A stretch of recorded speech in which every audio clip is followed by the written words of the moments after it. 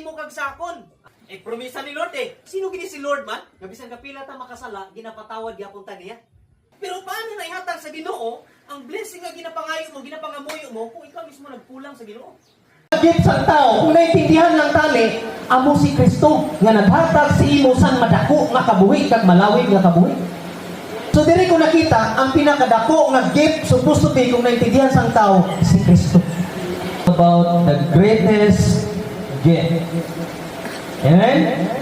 Greatest gift. Tapos ng Pasko. Pero gusto ko i-pick up sa inyo nga isa ka pamangkot, ano ang pinakadako nga gift nga nagdawat mo this December or New Year? No? Ang iban siguro maghambal sa inyo, Pastor, ang nadawat ko nga gift, ano? Rice cooker. No? Rice cooker. Kasi siyempre, pag mag-sinjing gift, may mga limit na mo. No?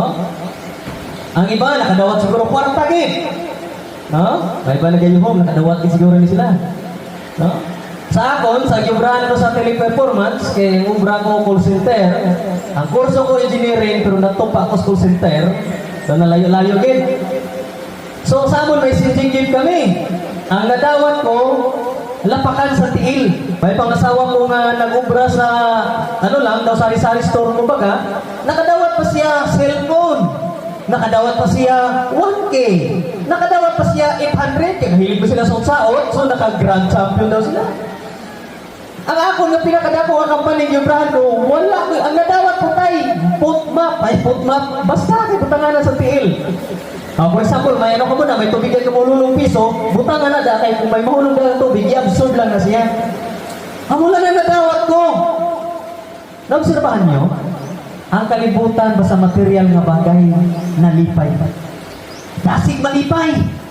Hatagan mo lang sa putmap, okay na. Amen? So, sa aton, kung mo na tawon, ang kalibutan, hatagan mo lang ang tao sa gamay nga gift. Grabe na ang kalipay. Tama? Natawa lang bata, putson mo lang ang bisan lang chichire, puta mo lang sang gift wrapper, ang bata, lipay na na. Di na marisin ka, lipay na. Diri ko nakita, nga kung imong natawon, hambal sa Biblia, ang isa ka bata na tao sa aton, ang isa ka anak nga lalaki, ginhatag sa aton. Kag siya ang aton mangin pangulo, pagkatawon siya nga maalam, nga manuglaygay. Imagine, may maalam nga manuglaygay, kag may bobo siguro manuglaygay. Tama ba? Kaya hambal sa Biblia, maalam nga manuglaygay. So meaning, may bobo nga manuglaygay. Palakpak ba? Paas-if ba? So diri ko nakita ang